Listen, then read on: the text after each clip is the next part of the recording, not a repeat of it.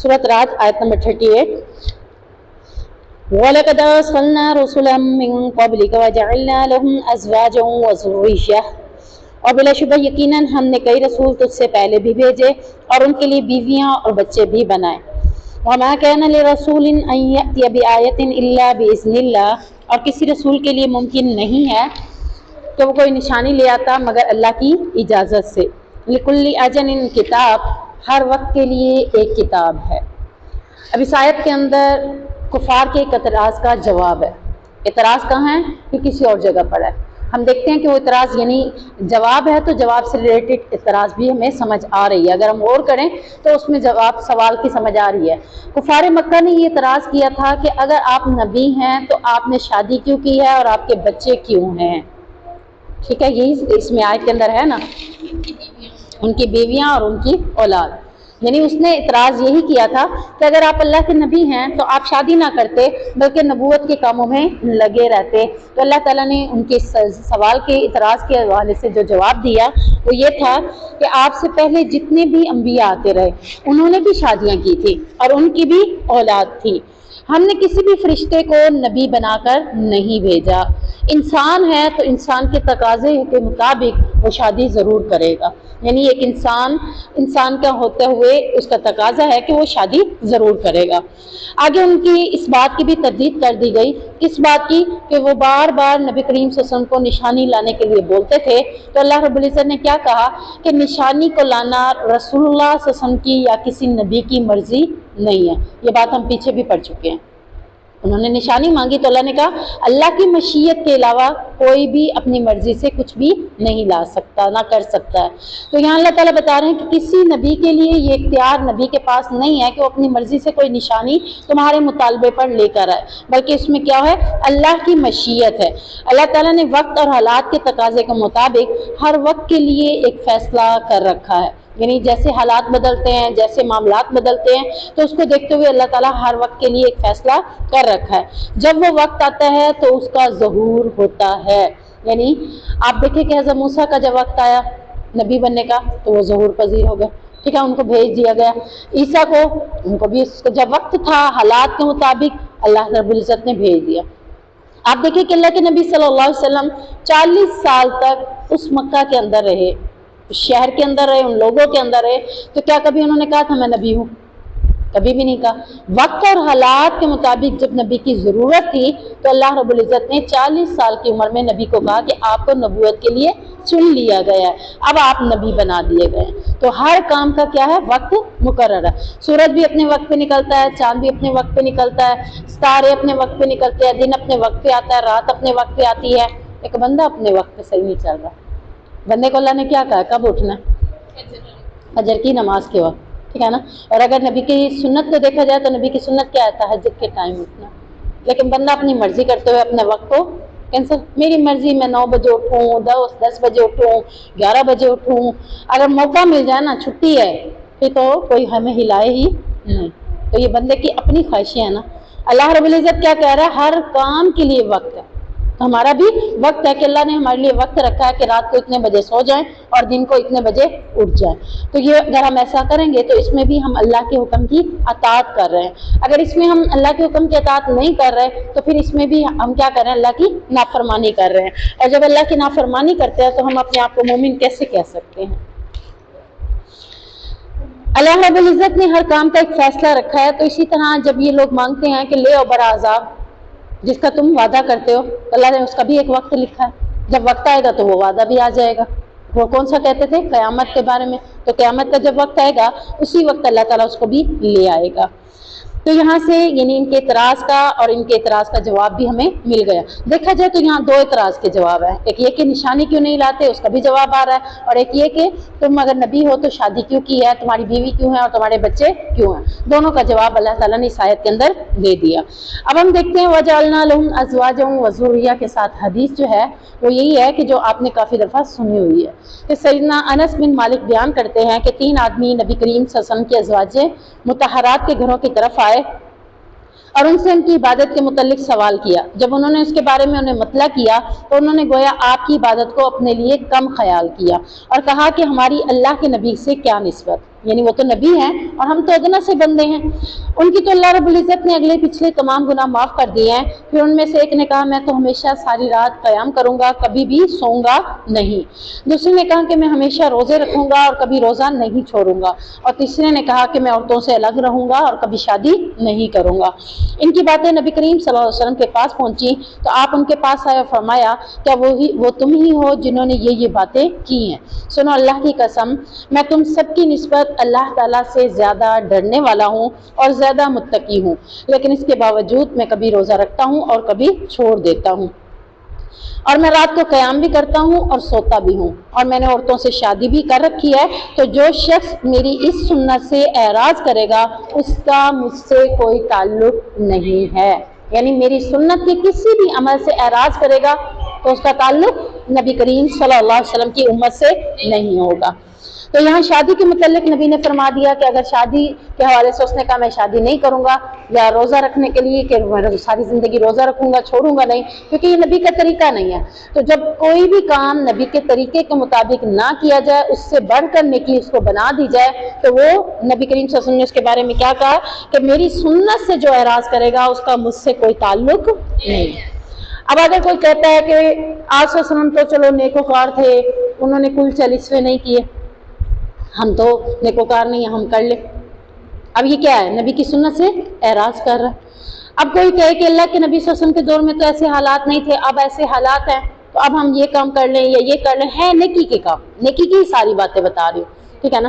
تو وہ جو نبی نے نیکی کے کام نہیں کیے, وہ نیکی کے کام ہم بھی نہیں کر سکتے, کیونکہ اس حدیث میں واضح دلیل آ گئی ہے کہ جس نے میری سنت سے اعراض کیا, یعنی میں نے وہ کام نہیں کیا تم کر رہے ہو, تو وہ کیا کر رہا ہے؟ وہ مجھ سے اپنا تعلق نہیں بنا رہا. یعنی اس کا تعلق یہ, جیسے وہ حدیث ہم نے پڑھی ہے کہ جب حوض کوثر پر نبی کریم صلی اللہ علیہ وسلم پانی پلا رہے ہوں گے, اپنی امتیوں کو پہچان لیں گے, لیکن جبرائیل ان کو دور کر دیں گے.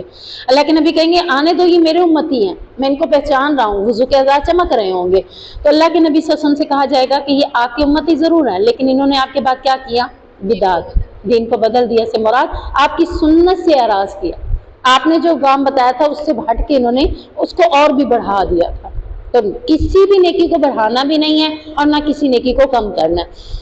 مغرب کی 3 رکعتیں فرض ہیں, 3 سے 4 نہیں کر سکتے, 3 سے 2 بھی نہیں کر سکتے. تو اسی طرح دنیا کے جتنے معاملات ہیں اللہ کے نبی نے کیے ہیں تو ہم کریں گے, اللہ کے نبی نے نہیں کیے تو ہم نہیں کریں گے. اللہ کے نبی نے 63 سالہ زندگی بسر کی ہے, ایسے ہے نا. 63 سالہ زندگی میں 40 سال نبوت سے پہلے گزارے. چلیں بھی ہم کہتے ہیں نبی نہیں تھے تو تب شاید ایسا کام کیا. کیا نبی کی 40 سالہ زندگی میں کہیں بھی آپ کو ملا ہو کہ اللہ کے نبی نے اپنا میلاد منایا تھا؟ ٹھیک ہے نا, 40 سال پہلے, نبوت سے پہلے بھی نہیں منایا, نبوت کے بعد بھی نہیں پتہ چلتا کہ اللہ کے نبی نے اپنی تاریخ پیدائش کے حوالے سے کچھ ایسا کام کیا ہو.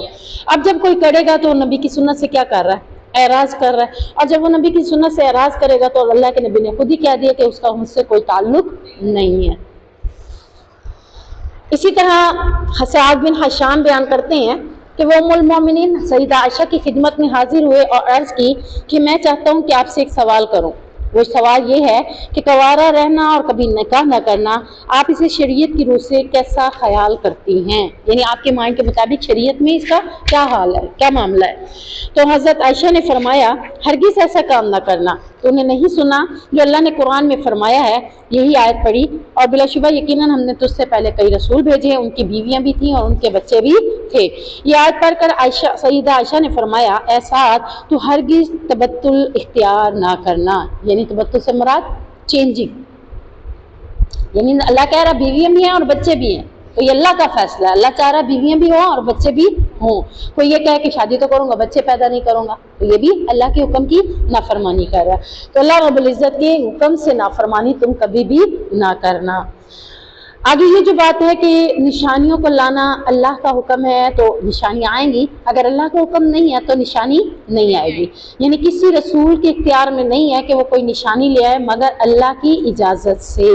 آخری آیت میں یہی بات آ رہی ہے, اور اس کے عربی کیا ہے؟ وَمَا كَانَ لِرَسُولٍ أَن يَأْتِيَ بِآيَةٍ إِلَّا بِإِذْنِ اللَّهِ. یعنی کسی رسول کے لیے یہ نہیں ہے کہ وہ کوئی نشانی لے آئے مگر اللہ کی اجازت سے. اس سے مراد کیا ہے کہ نبی از خود اپنی طرف سے کسی معجزے کو دکھا نہیں سکتے. بلکہ یہ سارا معاملہ کس کے ساتھ ہے؟ اللہ تعالیٰ کے سپرد ہے. جو چاہتا ہے وہی کرتا ہے، اور جو ارادہ کرتا ہے اسی کو عملی جامہ بھی پہنا دیتا ہے. تو کسی بھی رسول کے اختیار میں جب کچھ نہیں ہے تو کسی پیر فقیر کے اختیار میں ہوگا؟ کسی ولی کے اختیار میں ہوگا؟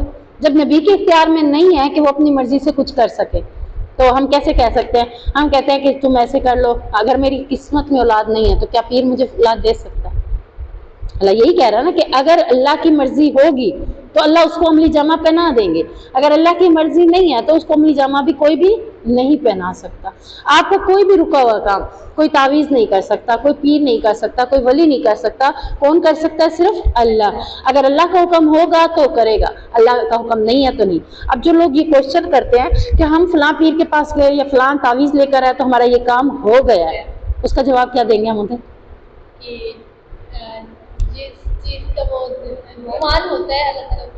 یہ بھی ہے.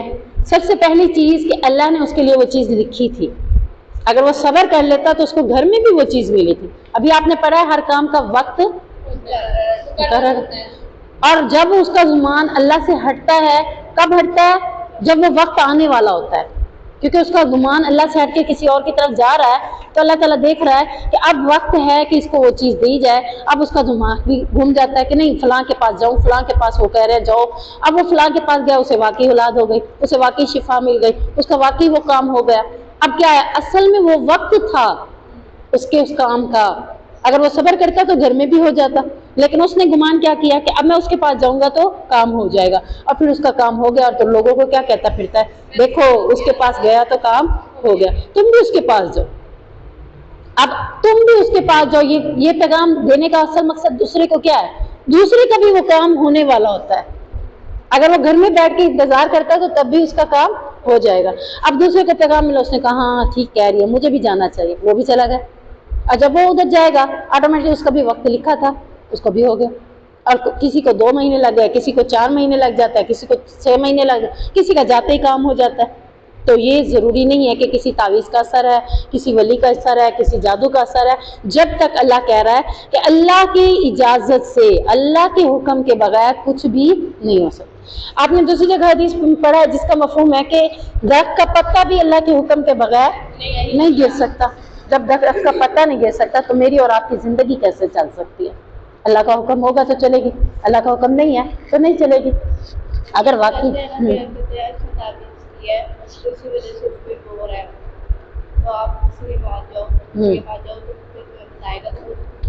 یہ تو وہ کہہ رہا ہے، اللہ اس کا جواب کیا دے رہا ہے؟ چلے اللہ کا جواب ڈھونڈے نا. اللہ نے اس معاملے میں ہمیں کیا کہا ہے؟ اگر کوئی ہم پہ تعویذ کر رہا ہے، جادو کر رہا ہے، شیطانی اثرات کر رہا ہے تو اللہ نے ہمیں اس کا حل کیا بتایا؟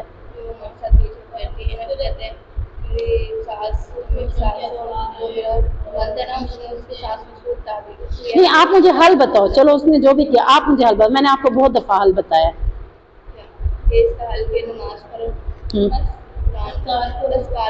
سب سے پہلے اذکار میں صبح شام کے اذکار میں مین چیز کیا آتی ہے ہمارے پاس؟ بسم اللہ الذی لا یضر مع اسمہ شیء فی الارض ولا فی السماء.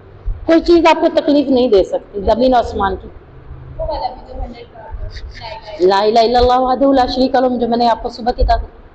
جب یہ آپ نے کیا ہے نا، کوئی آپ کے پر 100 تعویذ بھی کر لے، جب آپ نے یہ اذکار کر لی ہے نا تو آپ کو یہ یقین کامل ہو کہ کوئی آپ کے پر 100 کیا 1000 تعویذیں بھی کر رہا ہے نا، ایک تعویذ کا بھی اثر نہیں ہوگا انشاءاللہ. تو پھر ہم اس کے پاس کیوں جائیں؟ ہمارے پاس تو حل پہلے سے موجود ہے کہ ہم صبح کے اذکار کریں، شام کے اذکار بھی کریں. صبح کیے ہیں شام نہیں کیے، جو تعویذ کر رہا ہے وہ اثر ہو جانا. آپ نے جب چھوڑا آپ کے پر اثر ہو جائے گا، اگر آپ نے نہیں چھوڑا تو اثر ہی نہیں ہونا. آپ کی سیفٹی کیا ہے؟ تالا کیا ہے؟ یہی ہے نا. آپ تالے کو کھولیں گے کوئی بھی اندر آ سکتا ہے، تو وہ چاہے جادو کے ساتھ آئے، چاہے جنات کے ساتھ آئے، چاہے تعویذوں کے ساتھ آئے گا تو ضرور. پھر تو آپ کے پاس حل کیا ہے؟ آپ پہلے سے کوئی آپ کو کہہ رہا ہے کہ آپ گھر سے باہر جا رہی ہیں، تالا کیوں لگا رہی ہیں؟ جب کچھ ہو رہا ہے پھر آ کے تالا لگا دینا. کریں گے ایسا؟ آپ کیا کہیں گے اسے؟ آپ کہیں گے کیوں میں تالا کیوں نہ لگا کے دو؟ کوئی تو میں تو اس کو راستہ دکھا رہی ہوں، کھلا ہوا دیکھ کے وہ تو آئے گا، تو میں پہلے ہی سیفٹی کر رہی ہوں. تو پہلے اپنی سیفٹی کریں اس سے پہلے کہ کوئی آپ کے اوپر تعویذ کرے. جب آپ پہلے سے ہی اپنی سیفٹی تالا لگا کے رکھیں گے تو کبھی بھی کسی کا اثر، اللہ تعالیٰ نے کیا کہا ہے، ساری دنیا مل کر تمہیں نقصان پہنچانا چاہے تو نقصان، اب ایک بندہ کیا نقصان پہنچائے گا، اللہ ساری دنیا کو بھی لا رہا ہے، کیونکہ اللہ نہیں چاہ رہا۔ اللہ کیوں نہیں چاہ رہا؟ کیونکہ آپ نے اپنی سیفٹی رکھی ہے۔ انشاءاللہ یہ سیفٹی آپ رکھیں گے، آپ لوگوں کو بھی اویئرنیس دے، بلکہ کہ آپ اپنی سیفٹی رکھیں گے، کوئی جادو، کوئی جنات، کوئی تعویذ، کوئی کسی چیز کا اثر نہیں ہوگا، چاہے وہ 1000 تعویذ بھی آپ کے اوپر کر لینا، ایک کبھی اثر نہیں ہوگا انشاءاللہ۔ لیکن آپ نے چھوڑنے نہیں ہے، چاہے مینسز کی ڈیٹس آ رہی ہیں، چاہے کوئی اور معاملہ ہے، آپ نے کسی بھی معاملے میں چھوڑنے نہیں ہے یہ چیزیں۔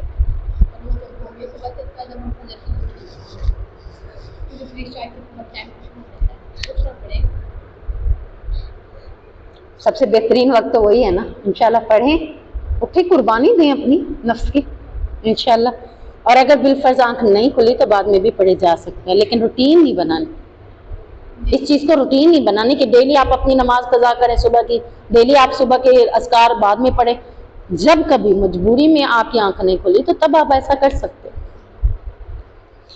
یمحو اللہ ما یشاء ویثبت وعنده ام الکتاب، اللہ مٹا دیتا ہے جو چاہتا ہے اور ثابت رکھتا ہے، اسی کے پاس اصل کتاب ہے۔ ام الکتاب سے مراد اصل کتاب سے مراد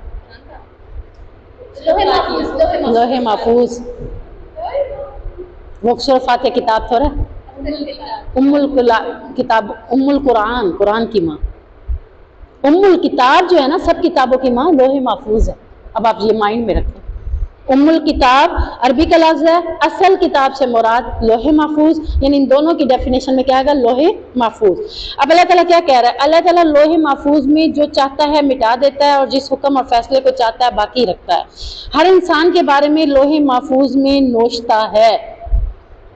نوشتہ سے مراد یوں بھی کہہ سکتے ہیں کہ آپ کے جتنے بھی معاملات ہیں وہ ایک کاپی کی صورت میں، یا ایک جیسے یہ اس کے دستے بنے ہوتے ہیں، ٹھیک ہے نا، ہر بندے کے الگ الگ اس کے اندر محفوظ ہے۔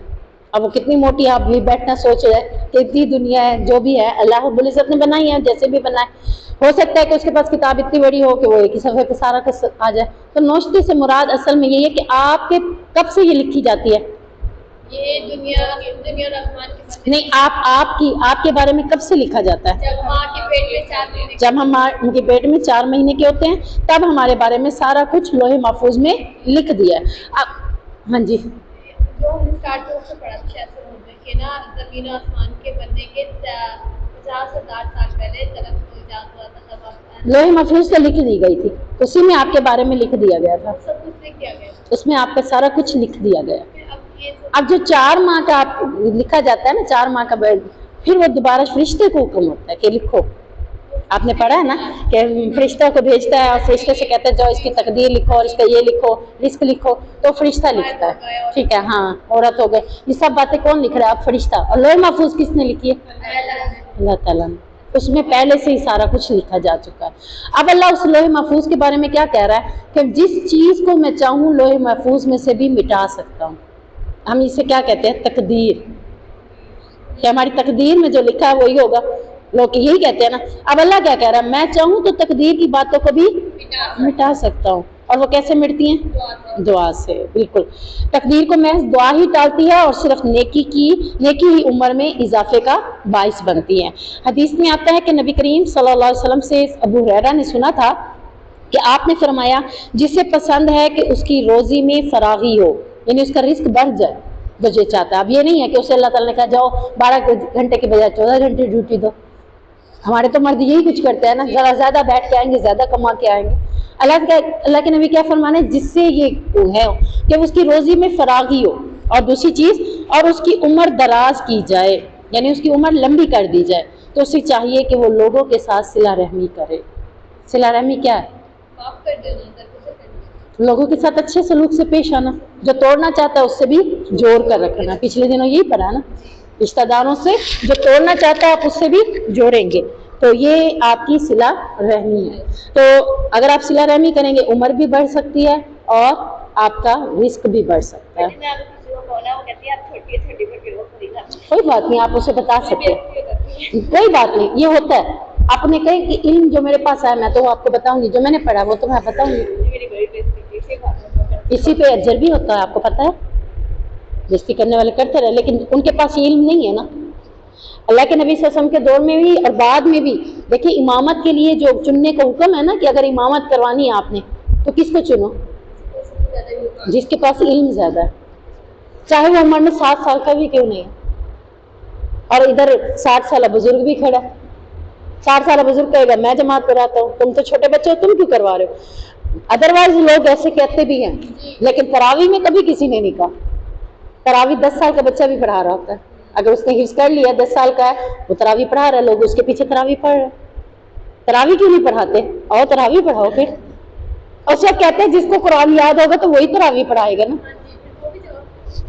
حالانکہ دیکھیں تو عقل یہاں پہ آتی ہے نا کہ جب جس کے پاس قرآن کا علم زیادہ ہے تو وہی امامت کروائے گا، جس کے پاس قرآن کا علم ہے وہی دوسروں کو بتائے گا نا۔ تو آپ بتاتے رہو، کوئی بات نہیں، اگر بےزتی ہوتی ہے تو اس پہ اجر ہے۔ اللہ کے نبی کا مذاق نہیں اڑایا گا، پڑھا مذاق اڑایا گیا نا، انا کفینا کل مستہزئین، کل آپ آئے نہیں ہو، بڑی اچھی ڈیٹیل ہم نے اس کی پڑھی ہے۔ اللہ کہہ رہا ہے کہ میں تیرا مذاق اڑانے والوں کو میں خود ہی کافی ہوں۔ اگر اللہ کے نبی کو کافی ہے تو اللہ کے نبی کے دین پر چلنے والے لوگوں کے لیے بھی جو جس کا مذاق اڑایا جائے گا اس کے لیے کون کافی ہے؟ اللہ، حسبنا اللہ، مجھے اللہ کافی ہے، کوئی بات نہیں۔ اگر لوگ مذاق اڑاتے ہیں تو کیا آپ کی عزت نہیں ہوگی؟ آپ یہ یقین رکھیں 10 لوگ آپ کا مذاق اڑاتے ہیں خاندان کے تو اللہ ہزاروں لوگوں میں آپ کی عزت بنائے گا۔ کام کس کا؟ وَتُعِزُّ مَن تَشَاءُ وَتُذِلُّ مَن تَشَاءُ، کوئی بات نہیں ہے انشاءاللہ۔ سن لینا، چپ کر کے بتا دینا ہے۔ آپ کو پتہ ہے میں یہ کہا کرتی ہوں کہ جب آپ کو پتہ ہے اس معاملات میں آپ کے ساتھ ایسا ہونا ہے، یا تو آپ وہ معاملات ہی نہ کریں یا وہ معاملات کر رہے ہیں، تو پھر آپ اپنا اسٹیمنا بڑھائیں کہ آپ برداشت کر سکیں۔ اللہ کے نبی نے برداشت کیا کہ نہیں کیا؟ پتھر کھائے ہیں چھوٹے چھوٹے بچوں سے، دیکھیں چھوٹے چھوٹے بچوں نے پتھر مارے تھے۔ تو یہ سارے ہمارے لیے کیا ہیں؟ سبق ہیں۔ وَإِمَّا نُرِيَنَّكَ بَعْضَ الَّذِي نَعِدُهُمْ أَوْ نَتَوَفَّيَنَّكَ فَإِنَّمَا عَلَيْكَ الْبَلَاغُ وَعَلَيْنَا الْحِسَابُ، اور اگر کبھی ہم واقعی تجھے اس کا کچھ حصہ دکھا دے جس کا ہم ان سے وعدہ کرتے ہیں، یا واقعی تجھے اٹھا لے تو تیرے ذمہ صرف پہنچا دینا ہے اور ہمارے ذمہ حساب لینا ہے۔ یعنی آپ صلی اللہ علیہ وسلم کو اس آیت میں دوبارہ تسلی دی جا رہی ہے کہ آپ نے اپنی ذمہ داری پوری کر دی۔ نبی کو کیا کام دیا گیا؟ ہاں جی، اللہ کے پیغام کو لوگوں تک پہنچا دینا۔ وَمَا عَلَيْنَا إِلَّا الْبَلَاغُ الْمُبِينُ، ہم یہی کہتے ہیں نا، نہیں ہمارے ذمہ مگر پہنچا دینا۔ تو نبی کے ذمہ بھی یہی کہا جا رہا ہے نا، فَإِنَّمَا عَلَيْكَ الْبَلَاغُ، کہ آپ کے ذمہ کیا ہے؟ پیغام کو پہنچا دینا۔ آپ نے اپنی ذمہ داری پوری کر دی۔ اب اگر کوئی آپ کی دعوت کو قبول نہیں کرتا، یعنی آپ کا ذمہ کیا ہے؟ آپ نے علم سیکھا، لوگوں کو پہنچا دیں۔ اگر کوئی اس کو قبول نہیں کر رہا تو اللہ تعالیٰ اس سے خود ہی حساب لے گا۔ اور اکثر باتیں میں جس کلاس میں بھی پڑھاتی ہوں نا وہ یہی کہتے تھے بچے، جو ہمارے کوشچن ہوتا ہے اگلی آیت بھی وہی آتی ہے۔ آپ نے فیل کیا؟ ابھی یہی کوشچن تھا اس کا۔ میں نے نا وہ یہی سوال پوچھنا تھا آپ سے، یہ لوگوں نے مجھے نا بتا رہی تھی بھابھی کو کیا نہیں، تو انہوں نے یہی سوال کیا تھا، کہا تھا باجی میں نے کہا میں نے اپنے بارے سے کچھ بتاؤں گی، اور وہی آپ آج کے جواب ہو گئے۔ اور ابھی اس نے کیا کہا ہے کہ لوگ مجھے پر باتیں کرتے ہیں، ٹھیک ہے نا؟ ہاں، ابھی یہ دیکھیں اس نے بات کیا، آپ کے ذمہ کیا ہے؟ دعوت پہنچا دینا، اور حساب لینا کس کے ذمہ؟ اگر وہ آپ کے اوپر باتیں کر رہے ہیں اس کا حساب کون لے گا؟ آپ آرام سے خاموش ہو جائے، کوئی مسئلہ نہیں۔ دنیا میں آپ کے دشمنوں کو ممکن ہے کہ اللہ آپ کی زندگی میں ہی ذلیل و رسوا کر دے، یعنی جنہوں نے آپ کو بے عزت کیا ممکن ہے کہ وہ آپ کی زندگی میں ہی ذلیل و رسوا ہو جائیں، اور یہ بھی ہو سکتا ہے کہ آپ کی وفات کے بعد ایسا ہو۔ بہرحال آپ نے اپنی ذمہ داری پوری کر دی ہے، اب حساب لینا اللہ کا کام ہے، وہ چاہے دنیا میں آپ کے ہوتے ہوئے لے یا آپ کے بعد لے، اللہ اپنا حساب پورا کر لے گا۔ اولم یروا انا نأتی الارض ننقصها من اطرافها، اور کیا انہوں نے نہیں دیکھا کہ بے شک ہم زمین کی طرف آتے ہیں، واللہ یحکم لا معقب لحکمہ، اور اسے اس کے کناروں سے کم کرتے ہیں، نہیں ننقصها من اطرافها، اور اسے اس کے کناروں سے کم کرتے آتے ہیں، واللہ یحکم لا معقب لحکمہ، اور اللہ فیصلہ فرما دیتا ہے، اس کے فیصلے پر کوئی نظر ثانی کرنے والا نہیں ہے، وہو سریع الحساب، اور وہ جلد حساب لینے والا ہے۔ اب اس آیت میں کفار کے شبے کی بات ہو رہی ہے۔ کون سے شبے کی بات ہو رہی ہے؟ کہ اللہ انہیں عذاب نہیں دے گا۔ وہ یہی بار بار کہتے تھے نا، کبھی کہتے ہیں ہم سڑ جائیں گے، گل جائیں گے تو کیسے عذاب ملے گا، کبھی کہتے تھے عذاب آئے گا نہیں، تم ایسے ہی ہمیں ڈرا رہے ہو، لے کر آؤ اس عذاب کو۔ تو یہاں ان کو ایک شبہ تھا کہ عذاب اللہ تعالیٰ نہیں دے گا، اور ذلت اور رسوائی میں اللہ تعالیٰ انہیں مبتلا نہیں کرے گا۔ تو اللہ نے ان کا جواب دیا کیا تم نے دیکھ نہیں رہے کہ اللہ سرزمین مکہ کو، یعنی یہ جو بات ہے نا کہ ہم زمین کی طرف آ رہے ہیں، اس سے مراد یہ ہے کہ سرزمین مکہ کو ان کے چاروں طرف سے تنگ کرتا جا رہا ہے۔ کن کے اوپر تنگ کرتا جا رہا تھا؟ کافروں کے اوپر۔ یعنی پہلے تو کافر آرام سے آتے جاتے تھے مکہ کی سرزمین پر، لیکن آہستہ آہستہ کیا ہوا کہ اللہ تعالیٰ نے گھیرا بنانا شروع کر دیا، ان کو دور کرنا شروع کر دیا کہ اب کوئی مکہ کے قریب نہیں آئے گا، اب کوئی حرم میں نہیں آئے گا، اور آج تک یہ بات موجود ہے کہ حرم میں کوئی کافر نہیں جا سکتا۔ اور ہر سال مسلمان کچھ علاقوں کو فتح کرتے ہوئے مکہ کی طرف بڑھ رہے ہیں، یعنی مکہ کے ارد گرد کے علاقے فتح کرتے ہوئے مکہ کے اندرون میں لیتے جا رہے ہیں اور کافروں کو باہر دور کرتے چلے جا رہے تھے، اور کفار مکہ کے لیے حرم کی زمین تنگ ہوتی جا رہی تھی۔ تو اللہ کہتا ہے کہ اللہ جو چاہتا ہے فیصلہ کرتا ہے، کسی کو اٹھاتا ہے تو کسی کو گراتا ہے، کسی کو مارتا ہے تو کسی کو زندگی دیتا ہے، اس کے فیصلوں میں کوئی بھی دخل اندازی نہیں کر سکتا۔ آخرت میں بھی اللہ ان کا حساب جلد لے گا اور ان کے کرتوتوں کا مزہ انہیں چکھایا جائے گا۔ تو یہاں کفار کو جو شبہ تھا اس کا جواب اللہ تعالیٰ نے یہ دیا کہ اللہ جب تمہیں مکہ کی سرزمین سے نکال کر دور پھینک سکتا ہے تو وہ رب تمہیں عذاب بھی دے سکتا ہے۔ اسی طرح نبی کریم صلی اللہ علیہ وسلم نے حسن بن علی کو چند کلمات سکھائے تھے اور انہیں کہا تھا کہ وہ انہیں نماز وتر میں پڑھا کریں، تو ان میں سے ایک کلمہ یہ بھی تھا فَإِنَّكَ تَقْضِي وَلَا يُقْضَى عَلَيْكَ۔ اس کا مطلب کیا ہے؟ بے شک تو ہی فیصلے کرتا ہے اور تیرے خلاف کوئی فیصلہ نہیں ہو سکتا۔ وَقَدْ مَكَرَ الَّذِينَ مِن قَبْلِهِمْ فَلِلَّهِ الْمَكْرُ جَمِيعًا، اور بلا شبہ ان لوگوں نے بھی کئی تدبیریں کی جو ان سے پہلے تھے، بس اصل تدبیر تو اللہ ہی کی تدبیر ہے۔ یعلم ما تکسب کل نفس، وہ جانتا ہے جو کچھ ہر شخص کر رہا ہے، اور سیعلم الکفار لمن عقبی الدار، اور ان قریب کفار جان لیں گے کہ اس گھر کا اچھا انجام کس کے لیے ہے۔ یعنی یہاں پہ بتایا جا رہا ہے کہ ایک انسان ہے، چاہے 10 لوگ ہیں، چاہے قافلے کی صورت میں ہے، چاہے پورا گروہ بیٹھا ہے، یا چاہے آپ دیکھ لیں کہ اسرائیل بیٹھا تدبیریں کر رہا ہے، کافر بار بار یہی پیغام آ رہے ہیں کہ پاکستان پہ بھی حملہ کر سکتا ہے، یہ کر سکتا ہے، وہ کر سکتا ہے، وہ کیا کر رہے ہیں؟ تدبیریں کر رہے ہیں۔ تدبیریں کیا ہوتا ہے؟ سوچ، ایک تدبیر کرنا۔ میں جیسے کہتے ہوں کہ میں کل ایسا کام کروں گی، میں بھی کیا کروں؟ یہ تدبیر کر رہے ہیں کسی بھی کام کی۔ تو کافر اپنے کھانے پینے کی تدبیریں نہیں کرتا، مسلمان تو یہی تدبیریں کرتا ہے نا کہ اتنا کما لو، اس کی شادی ہو جائے گی، اتنا کر لو، اس کا معاملہ کرنا ہے، اتنا کراؤں گا تو صبح کا ناشتہ ہوگا۔ مسلمانوں کو یہی سوچ ہے، اس کو یہ سوچ نہیں ہے کہ ہم کافر کے اوپر وار کیسے کریں۔ ہے کسی مسلمان کو یہ سوچ؟ جبکہ کافر ہمیشہ یہی سوچ رہا ہے ہم مسلمانوں کو ان کے گھروں سے کیسے نکالیں، اس پاکستان کی سرزمین سے کیسے نکالیں، ہم مسلمانوں کو اپنا یعنی کہہ لیں کہ وہ غلام کیسے بنائیں۔ ان کو پوری کوشش ہے کہ وہ ہمیں غلام بنانا چاہتے ہیں اور پوری زمین کا اقتدار وہ خود لینا چاہتے ہیں۔ تو اللہ تبارک و تعالیٰ فرما رہے ہیں کہ اے نبی، تیرے سے پہلے بھی جتنے لوگ گزرے ہیں، کفار دنیا میں گزرے ہیں، انہوں نے بھی اپنی انبیاء کے خلاف سازشیں کی ہیں۔ اب یہاں تک کہ وہ لوگ انبیاء کو بھی ختم کرنے کی سازشیں کرتے تھے، مسلمانوں کو ختم کرنے کی سازشیں الگ ہو گئی، لیکن انبیاء کو بھی ختم کرنے کی سازشیں کی، لیکن ان کی سازشیں ان کے کام نہیں آ سکی۔ اگر کوئی میرے بارے میں سازش کرے، اس کو گولی مارنی ہے، ہو سکتا ہے نا، لوگ کرتے ہیں بھی اب ہماری سے اتنی دشمنی ہے، فلاں فلاں اس کی جاسوسی کرو، کس ٹائم نکلتا ہے، کس ٹائم کہاں جاتا ہے، ایسے ہی ہوتے ہیں یہ سارے معاملات، پھر کیا گولی چل گئی۔ ٹھیک ہے، اگر کوئی میرے بارے میں جاسوسی کرے لیکن اللہ نہیں چاہ رہا مجھے وہ گولی لگوانے کے لیے، تو وہ گولی کہاں چلی جائے گی؟ اس نے لگا لی ہے، اس کا نشانہ خطا ہو جائے گا، کہیں بھی چلی جائے گی لیکن مجھے نہیں لگے گی۔ کیوں؟ کیونکہ ان کی سازشوں سے اوپر کون تدبیر کر رہا ہے؟ میرے بارے میں زیادہ تدبیر کون کر رہا ہے؟ اور اللہ کیا کہہ رہا ہے؟ فَلِلَّهِ الْمَكْرُ جَمِيعًا، اللہ کی تدبیر سب سے بہتر، ساری تدبیروں سے بہتر کس کی تدبیر ہے؟ اللہ کی۔ آپ کو ساری دنیا لوگ وہی بات آ جاتی ہے، ساری دنیا کے لوگ نقصان پہنچانا چاہتے ہیں، اللہ نہیں پہنچانا چاہ رہا، اللہ کی تدبیر میں کیا ہے؟ نہیں پہنچانا۔ آپ ساری دنیا کے سامنے سے گزر جائیں گے۔ ایک بار ایسا ہی ہوا تھا نا، جب اللہ کے نبی صلی اللہ علیہ وسلم کو ہجرت کرنے کا موقع ملا تھا، مکہ سے ہجرت کر جاؤ، تو کہا کہ باہر تو اتنے لوگ کھڑے ہوئے ہیں، پہرا دے رہے تھے لوگ کہ اللہ کے نبی باہر نکلیں گے تو ان کو ختم کرنا ہے، مارنے کے لیے، قتل کرنے کی سازش کی ہوئی تھی، تیار کی ہوئی تھی، تدبیر کی ہوئی تھی۔ اور تدبیر میں کیا تھا؟ ہر قبیلے کا ایک ایک نوجوان کھڑا ہو جائے تاکہ کسی قبیلے کے اوپر بات نہ آئے، سارے قبیلے مل کر ہم نبی کو مار ڈالتے ہیں، ختم کر ڈالتے ہیں۔ اب سارے قبیلے کے نوجوان باہر کھڑے ہوئے ہیں، اللہ کے نبی کو حکم ہوتا ہے کہ آپ ہجرت کر جائیں۔ اللہ کے نبی کہہ رہے ہیں اللہ کے نبی، اللہ میں کیسے ہجرت کروں، باہر تو سارے لوگ ہیں۔ تو اللہ تعالیٰ نے کیا کہا تھا؟ وَمَا رَمَيْتَ إِذْ رَمَيْتَ وَلَٰكِنَّ اللَّهَ رَمَىٰ، تم مٹھی ہاتھ میں مٹی کی اٹھاؤ اور ان کی طرف پھینک دو، اندھا کرنا کس کا کام ہے؟ تدبیر کس کی کام آئی؟ اللہ کی۔ تو آپ یہ یقین رکھیں کہ دنیا کے سارے لوگ مل کر آپ کو اولاد دینا چاہیں، اللہ کی تدبیر نہیں ہے تو آپ کو نہیں مل سکتی۔ اللہ کی تدبیر ہے تو کوئی آپ کو روک نہیں سکتا۔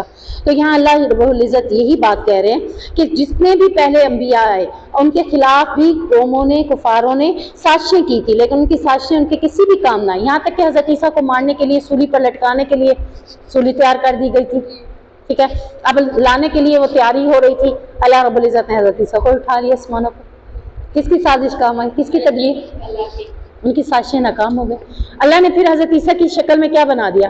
ایک اور آدمی کو عیسیٰ کی شکل دے دی، انہوں نے اس کو سولی دے دی، اور آج وہ جو عیسائی اپنے گلوں میں اس طرح کا نشان بنا کے جو ڈالتے ہیں نا، وہ اصل میں صلیب کا نشان ہے، اور وہ یہ کہتے ہیں کہ ہمارے نبی کو سولی پہ لٹکا دیا گیا، اس لیے وہ اپنے گلوں میں صلیب کے نشان ڈالتے ہیں۔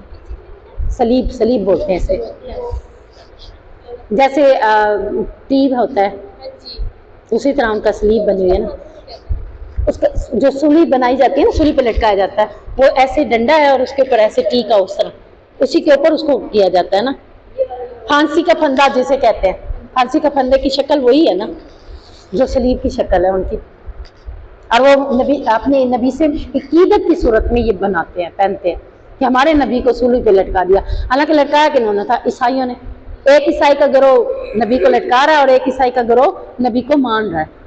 ایسے ہی تھا نا اللہ کے نبی کے دور میں بھی، اللہ کے نبی پر جو ایمان لیا تو وہ ایک گروہ بن گیا، جو ایمان نہیں لیا وہ دوسرا گروہ بن گیا تھا۔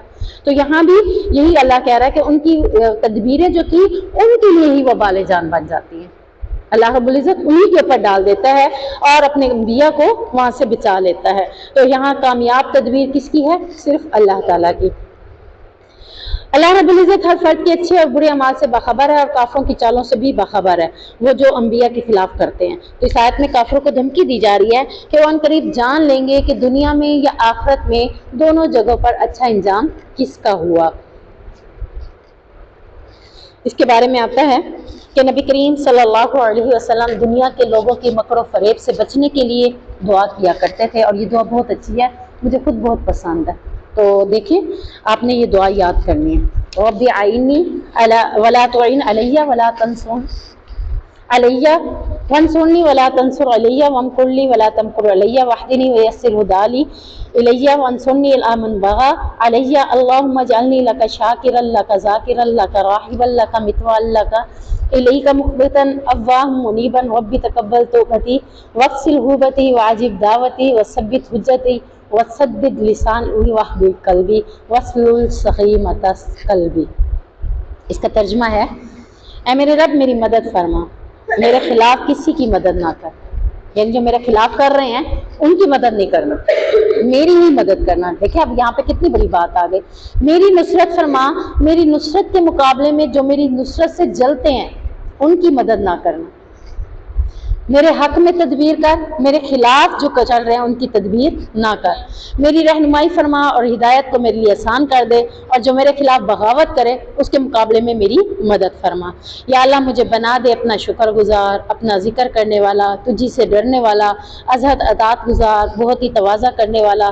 اے میرے رب میری توبہ کو قبول کر، میری خطاؤں کو معاف کر دے، دھو ڈال، میری دعا کو قبول کر، میری حجت قائم فرما دے، میرے دل کو ہدایت دے، میری زبان کو حق پر مستقیم رکھ اور میرے دل سے میل کچیل نکال دے۔ اب آپ کو اس دعا میں سب سے بہترین کیا چیز لگی؟ ساری بہت اچھی ہے، لیکن کیا چیز آپ کے دل کو اٹریکٹ کر رہی ہے اس میں سے؟ نہیں، اس دعا میں آپ کا دل کون سا کہہ رہا ہے کہ یہ دعا مجھے واقعی کرنی چاہیے؟ ساری دعا تو بہت اچھی ہے، غور سے سنی نہیں، عربی ترجمہ تو سنا ہے، ترجمے میں سے بتا دیں، کیونکہ عربی کی آپ کو اتنی جلدی سمجھ نہیں آئے گی نا۔ بتایا تو ساری بہت اچھی ہے، آپ نے کیا بتایا؟ کہ ان کی مدد نہ کر جو میرے خلاف سازش کرے، میری مدد آپ کو یہ اچھا لگا؟ آپ میرے دل کو شکر گزار بنا دے، اپنی عبادت کرنے والا، ہاں میرے دل سے میل کچا کرا۔ اب مجھے بھی اوپر والی بھی ساری اچھی ہے، مجھے خود بھی یہیں سے زیادہ اچھی لگتی ہے، اللہم اجعلنی لک شاکرا لک ذاکرا، کہ میرے دل کو شکر گزار بنا دے، مجھے شکر گزار بنا دے، مجھے عاجزی والا بنا دے، ذکر کرنے والا بنا دے، تجھ سے ڈرنے والا بنا دے، تواضع اختیار کرنے والا بنا دے، میرے گناہوں کو دھو ڈال، میری توبہ کو قبول کر، یہ مجھے بھی بہت اچھی ہے۔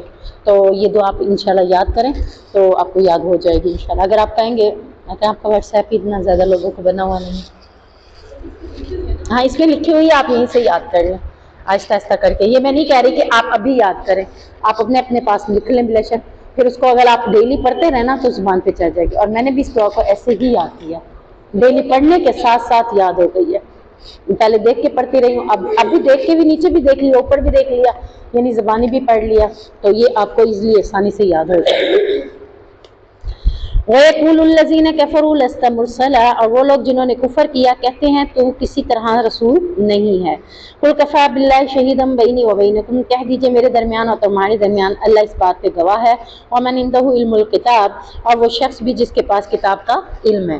اب یہاں پھر وہی بات ہے کہ مشرکین مکہ کس حوالے سے کہتے تھے کہ ہم آپ کو اللہ کا نبی مانتے ہی نہیں ہیں، تو اللہ رب العزت نے اس پر آپ کو جواب دینے کے لیے کیا کہا کہ میرا اور تمہارے درمیان نبوت کا گواہی دینے والا کون ہے؟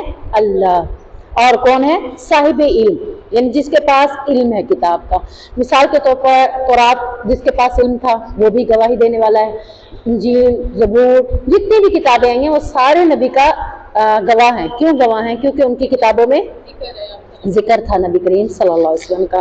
ہم اس کے بارے میں یہاں دیکھتے ہیں کہ اس حوالے سے یہاں پہ کون سی بات آتی ہے۔ حدیث میں آتا ہے، سیدہ عائشہ بیان کرتی ہیں کہ جب رسول اللہ صلی اللہ علیہ وسلم نے پہلی وحی کا حال بیان کیا تو سیدہ خدیجہ آپ کو اپنے چچا کے بیٹے ورقہ بن نوفل کے پاس لے گئیں، اور وہ زمانہ جاہلیت میں نصرانی ہو گئے تھے اور عبرانی زبان کے کاتب بھی تھے۔ چنانچہ حسب منشاء الہی وہ انجیل کو عبرانی زبان میں لکھا کرتے تھے۔ تو جب آپ نے اپنا حال بیان کیا تو اس نے کہا یہ تو وہی فرشتہ ہے جسے اللہ تعالیٰ نے موسیٰ پر وحی دے کر بھیجا تھا۔ کاش میں آپ کے اس عہد نبوت کے شروع ہونے پر جوان عمر ہوتا، کاش میں اس وقت تک زندہ رہتا جب آپ کی قوم آپ کو اس شہر سے نکال دے گی۔ اب یہاں پہ وہ صاحب علم تھے نا، کتاب لکھنے والے تھے، کتاب کو عبرانی زبان میں لکھ رہے تھے۔ اب جب وہ کتاب کو انجیل کو عبرانی زبان میں لکھ رہے ہیں تو کیا انہوں نے انجیل میں نہیں پڑھا ہوگا کہ آخری نبی آئے گا اور اس کے اوپر بھی جبرائیل فرشتہ آئے گا؟ تو انہوں نے کیا کیا؟ نبی کریم صلی اللہ علیہ وسلم کی تصدیق کر دی، کہ پہلی وحی آنے کے ساتھ ہی تصدیق کر دی کہ یہ تو وہی فرشتہ ہے، تو آپ وہی نبی بنیں گے جو ہماری کتابوں کے اندر ہے۔ اگر میں اس وقت زندہ رہا تو میں بھی آپ پر ایمان لا کر، اور دوسری بات کیا کہا کہ میں اگر اس وقت زندہ رہا تو میں دیکھوں گا کہ آپ کی قوم آپ کو آپ کے شہر سے نکال دے گی۔ نکالا تھا کہ نہیں نکالا تھا؟ مکہ سے نکال دیا تھا نا، پھر مکہ فتح کر کے دوبارہ آئے تھے، ٹھیک ہے نا۔ تو یہ ساری باتیں یعنی یہاں سے پتہ چلتا ہے کہ ان کی کتابوں میں یہ چیزیں موجود تھیں، اور یہ صاحب علم بھی گواہ ہیں اور اللہ بھی اس بات کے اوپر گواہ ہے۔ الحمدللہ۔ سبحانک اللہم و بحمدک، اشہد ان لا الہ الا انت، استغفرک و اتوب الیک۔